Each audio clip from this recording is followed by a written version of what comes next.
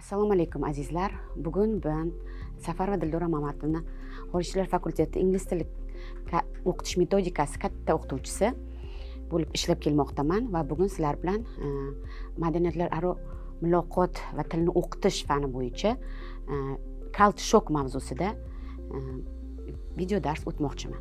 Okay.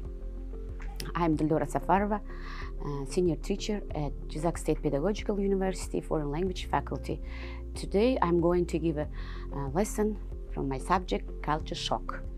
Okay, what is it, culture shock? Culture shock isn't a clinical term or medical condition. It's simply a common way to describe the confusing and nervous feelings a person may have after leaving a familiar culture to live in a new and different culture. When you move to a new place, you're bound to face a lot of changes that can be exciting, stimulating, but it can also be overwhelming. You may feel sad, frustrated, and want to go home. Culture shock, it's a feeling of uncertainty, confusion, and anxiety that people may experience when being in a new country and surroundings. It's natural to have difficulty adjusting to new culture. People from other cultures whom you will be hanging out with, going to school, may have grown up with values, beliefs that differ from yours. This of course happens because of these differences, the things they talk about and the ways they express themselves and the importance of various ideas may be very different from what you are used to. But the good news that is culture shock is temporary because it's not continue for a long time. What causes for culture shock? To understand culture shock, it helps to understand what is culture. You may know the genes determine a big part of how you look and act. What you might to know is that your environment, your surroundings has a big effect on your appearance and behaviors as well. Your environment isn't just the air you breathe, the food you eat. So the big part of environment is a culture. Culture is made of the common things that members of community learn from the family, friends, media, literature, and even strangers. These are the things that influence how they look, act, communicate. Often, you don't get even to know you are learning these things because they came second nature to you. For instance, the way you shake hands with someone, yes? You shake hands when we meet with them, when we talk, when we even eat your meals each day, and the kind of things you find funny or how you view the religion. When you go to a new place, like new countries, different culture, such as new countries or new cities, or you often enter a culture that is different from the one you left. Yes, of course, it happens. Sometimes your culture and new culture are similar. Yes, sometimes it's similar, you know. Other times they can be different and even contradictory. What may be perfectly normal in one culture, for instance, spending hours eating a meal with your family, with your friends, might be unusual in a culture that values more fast-paced lifestyle. The differences between cultures, you know, the differences can make it very difficult to adjust to the new surroundings. You may encounter unfamiliar clothes, like clothes you wear, weather, the food, as well as different people, schools you go, you teach or you study, and the values, of course. You may find yourself struggling to do things in a new surrounding that were easy back home. Dealing with differences can be very unsettling.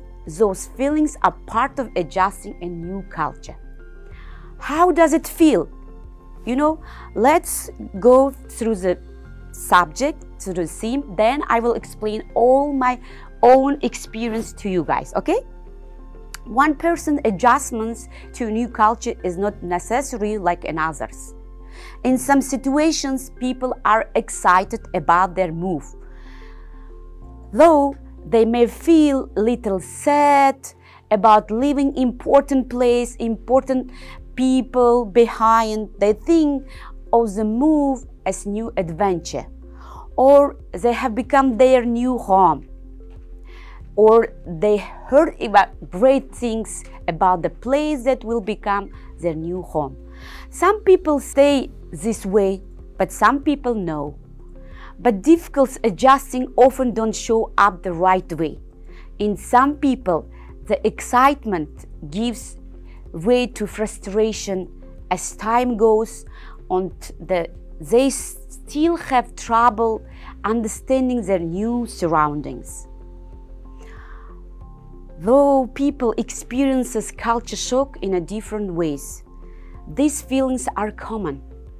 Not wanting to be around people who are different from you, sadness, loneliness, trouble concentrating, feeling left out, misunderstood, developing negative and symptomatic view of the new culture, frustration, extreme homesickness.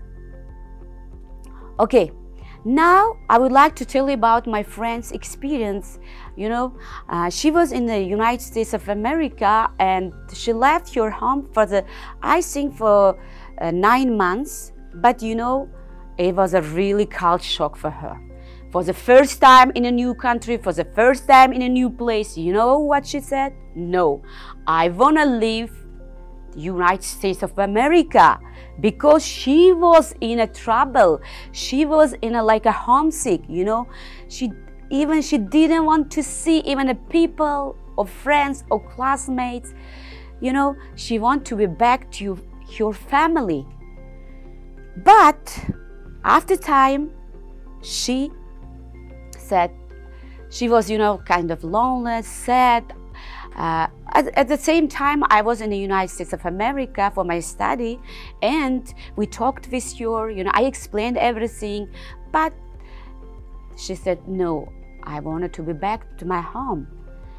And now, okay, I will continue later my example about, have to say, story about my friend. Now, let's go again to the topic. This kind of difficult feelings may tempt you to isolate yourself from your new surroundings, like my friends, I mentioned it above, and dismiss a new culture. It's best not to withdraw like this. If you stay calm, observe and learn and keep things perspective, you will probably find that your difficulties will pass. But if you are feeling depressed and you aren't able to function normally even after the first few months in your new environment, you should talk to a parent or trusted adult about whether to seek help from the physician or mental health professional. Like my friends, she talked with me, but everything was good later. Culture can affect how people communicate in different ways. For example, it may affect communication styles in aspects such as phrases, words, gestures, language used. Culture can also affect how people deliver information in their attitudes towards conflicts. I would like to give an example over here because recently my son, he moved to Tashkent. He began to talk now. Yesterday he came back house and I talked with you. Now he speaks in a Tashkent dialect, in a Tashkent, how to say, in Uzbek language, but dialect is different. He's saying what the. It's, it's a dialect. It's a language dialect. Now he changed his communication styles. He's getting okay. How does culture influence communication? It influences how we think, feel, behave, both in our personal lives and in our professional interactions. People with different cultures may have different values or beliefs about communication. This can impact how people communicate both verbally and non-verbally. Like, now I'm talking verbally, yes? What are the examples of cultural communication? There are 6 examples of cultural differences in communication, like body language and space, addressing people, cultural and language barriers, cultural barriers in a workplace, gift giving, table manners, and overview of cross-cultural dining etiquette. Okay, let's talk about the body language and space. Body language itself, it's a verbal. As I mentioned it, there are, 2 communication style, like verbal style and non-verbal style.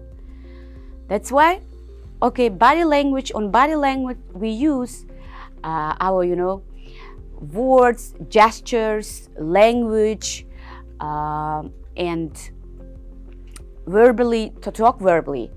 On addressing people, when we address to someone, we say Mr. Smith or Mr. Brown or Mrs. Dildora or Miss Dildora.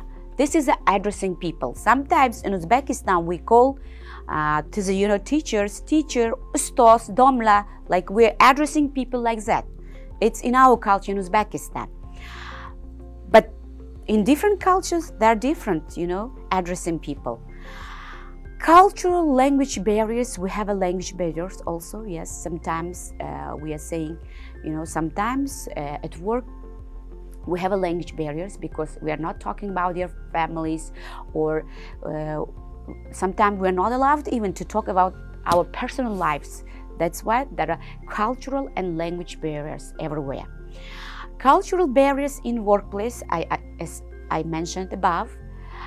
Gift giving, gift giving, I think everywhere is same, it's similar, gift giving, because we give gifts to our, relatives, to our family member, to our friends, on the occasions, on the, weddings or birthday parties, or on the holidays. We like to give gifts. This is the Uzbek culture. And the last one is the last example of cultural communication is table manners. Usually in Uzbek culture, we sit around the table with our family members, like our dads, moms, and siblings, like sisters, brothers together. And when we begin to eat, we always say Bismillahirrahmanirrahim. This is a praying in Muslim countries. But at the end, we pray. In the end of this one, we pray. We say, okay, we pray everything will be good. The fathers or the oldest people in the table, they will pray for everyone, and we say, okay, like this. This is the table manners. Okay.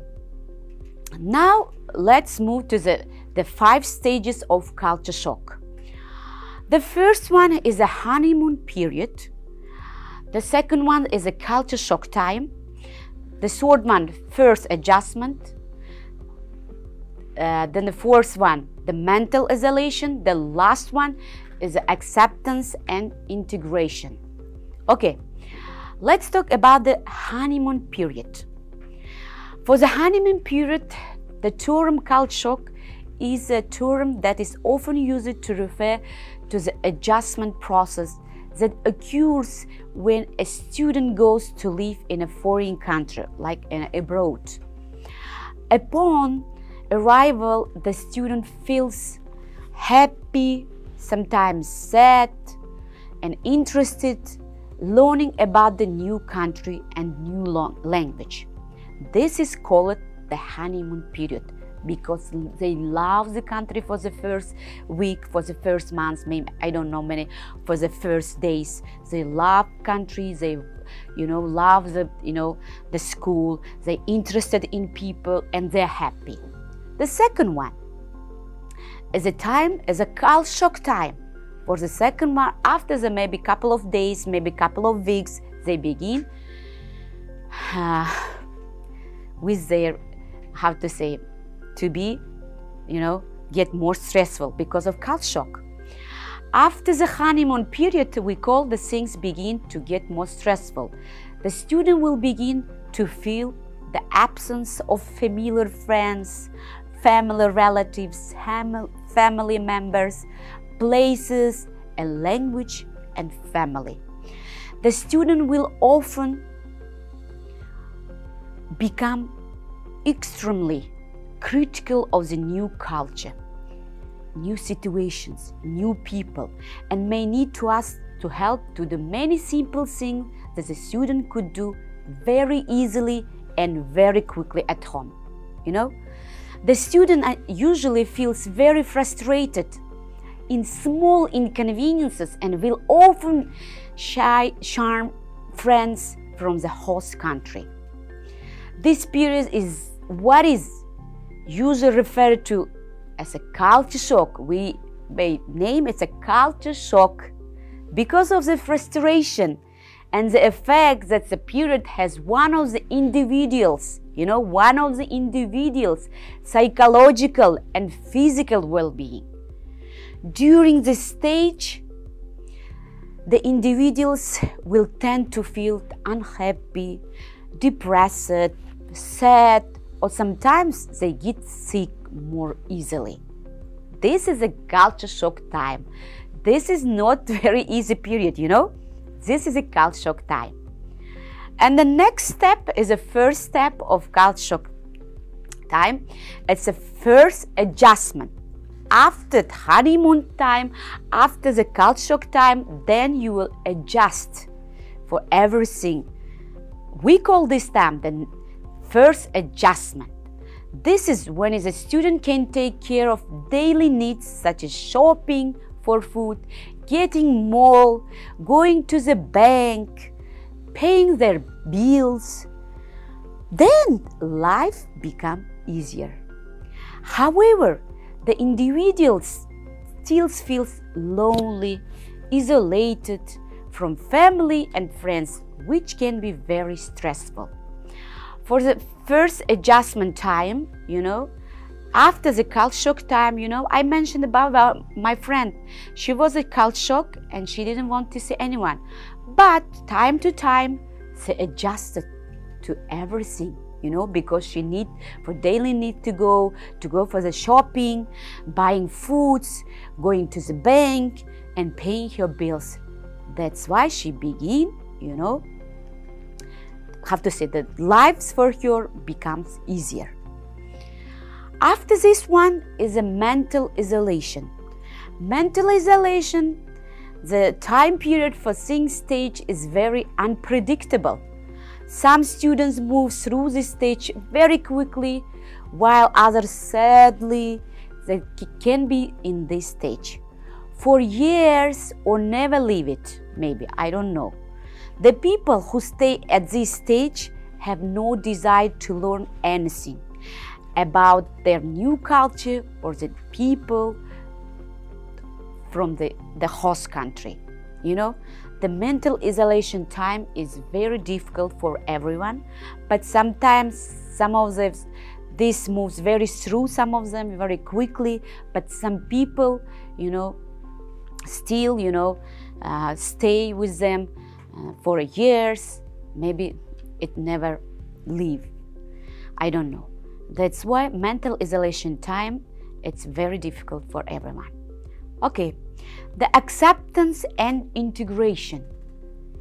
This is a last term, of the stage culture shock. Acceptance, from the name you can guess it, yet? Acceptance and integration.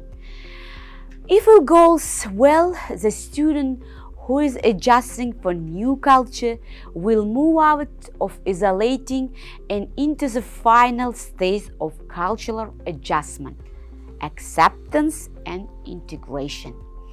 The student will set up a schedule for doing work, for going to school, for studying, making friends from the new culture, and show an interest in learning even more about the host country beyond what is needed to survive. You know, acceptance, the last one, but is a good one, because now after the adjustment, you accept everything, you accept your new friends and new culture, maybe new family members, new house maybe even, you know. This is a very good one. Let's talk about now, after the stage, about the culture bumps. A culture bump occurs when a person has expectation of particular behavior and gets something different when interacting the individuals from another culture.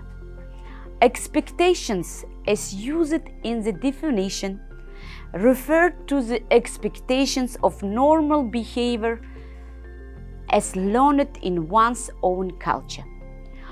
While living in another culture, we find some things that are same as in our own country. In these instances, the two cultures fit together. However, there are other things that are different. The points at which the two cultures differ from bump into each other are usually the areas that interfere in the development of successful cross-cultural relationships. If the specific points of difference of culture bumps are analyzed, they can lead to a deeper understanding. If they are not analyzed, they can lead the stereotypes of people in the other culture. Okay, now you know about the culture bumps. Let's talk about the keys to good communication in working with international students. When you go to abroad, this is a very good keys for you guys. Now, I will leave on my slide. I will show on my slide. You can see it. The first one, let's begin. Strive to pronounce students' name correctly. This is very important, to pronounce the people's name and surnames correctly.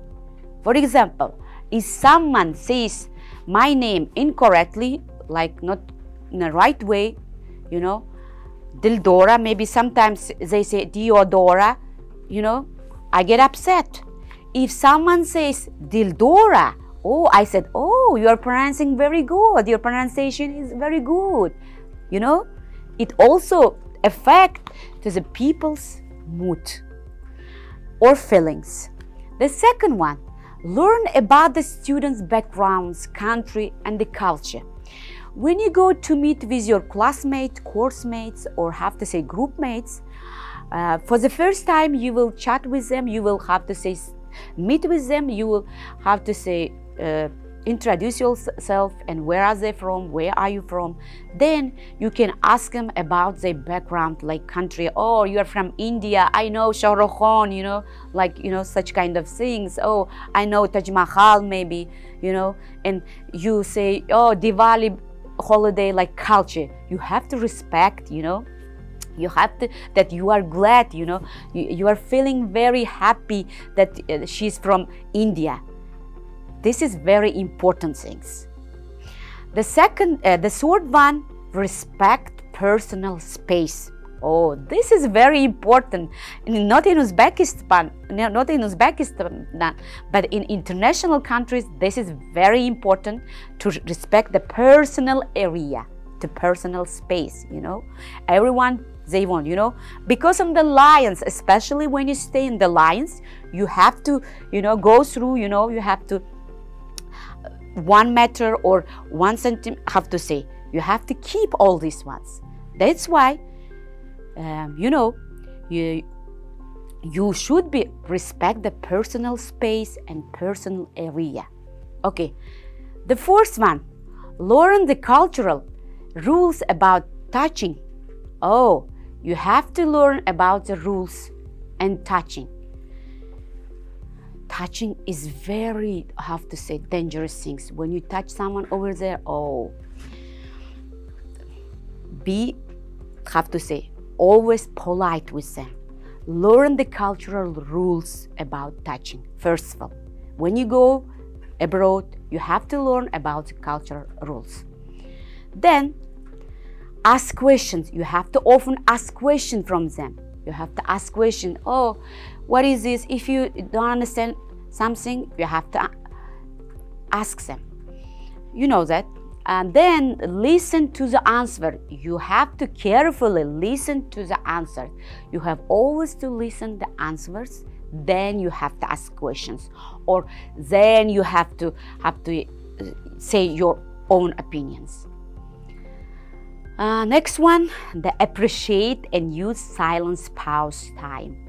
You know, appreciation is saying, thank you very much, very good, thank you, I appreciate it, very good from you, you know, like this kind of word. Use this kind of words very often, like, you know, have to say thank you, rahmat, spasiba, such kind of words. Use it, often use in a, you know. Sometimes you need a pause time also, you know. You shouldn't be always talking or chatting with them or giving questions. No, stop it and give the pause time for yourself and for your partner also. And very important one, especially have to say when you go to the interview or when you're talking with your, have to say, teachers, it's eye contact. Notice the eye contact. Eye contact, you know, eye contact is very important. How we do, like this on the gestures. Eye contact is very important. You have to look to his eyes like this, and then you answer your, have to say, then you speak, you should speak with him and answer to his questions. And pay attention to the body movements. Sometimes body movements also, you know, for my body movements, yeah, I move a lot, sorry. And then note responses. It's also good things when you're taking notes, also good, because when you go to the lectures, when you go to the classes, this is a very good, you know, that you are listening and taking the notes, very, have to say, respectable things when you're taking notes, when somebody is speaking. The last one and the important one, don't be afraid to say no. See, sometimes you cannot do some kind of things, but you have to say no. There is some kind of, have to say, questions. If you don't understand the questions, you can ask them, could you please repeat that? Could you please say one more time? Could you talk slower? Sometimes they talk slow. That's why you can tell them, could you talk slower? Sometimes they shout. That's why. I'm having a hard time understanding your accent.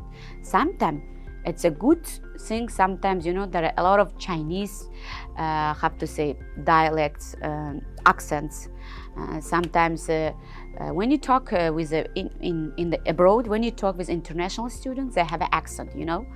That's why Chinese accent, Indian accent, a lot of accents. That's why sometimes for you it's very difficult to understand for them, you know. That's why you can say, oh, I'm having a hard time understanding your accent. Can you repeat one more time? Could you please repeat? In all this, use please, the word please. This is a good sense. And for this one, the handouts for your students, before for this theme, you have to give the handouts like about the country, about the culture, culture bomb definitions, intercultural communication, conclusions, common adjustments or issues for international students. Like this kind of handouts, it will be very useful. And okay, do you have any questions? I know you cannot give the question because of, you can leave your questions over here, you know, I will answer for your questions. And I have a, I would like to talk about my experience because I've been in a lot of countries. For the first, my trip, it was the United States of America, and the second one, the Great Britain, the England. I've been in England, I've been in United States of America for the twice. I've been in Great Britain, United Kingdom for 3 times. And I've been in Dubai, the, you know, the country Dubai, the Arab Emirate. I've been over there 2 times. And I've been Turkey also 3 times. And I recently been in Egypt with my friends for the tourism visit. That's why have to say I was I've been a lot of culture shocks, you know. That's why, you know, I'm very experienced person about the culture shock. That's why don't shy, give the questions, and you can leave the questions over here and I will answer for your questions. Okay, dears, thank you very much for listening, for everything listening me. Goodbye, see you guys.